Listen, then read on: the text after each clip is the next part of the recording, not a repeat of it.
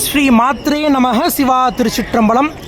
கங்கை மாதா தவழ்ந்து ஓடுகிற வாரணாவதம் என்கின்ற காசிமா நகரிலே கங்கை கரையிலே 84 படித்துறைகள், அதில் மிக விசேஷமாக 64 படித்துறைகள், அதில் பூஜிக்கத்தக்கது 5 படித்துறைகள்.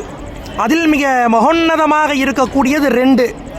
ஒன்று ஹரிச்சந்திரா காட், இன்னொன்று மணிகர்ணிகா காட்.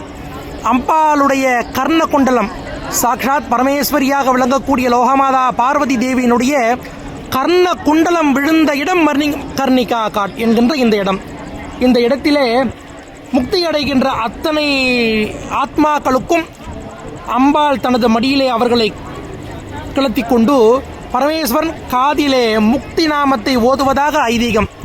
இங்கு எரிகின்ற அத்துணை பூத உடல்களும் சிவபரம்பொருளாக மாறி சிவத்திடமே சேர்ந்து விடுகிறது.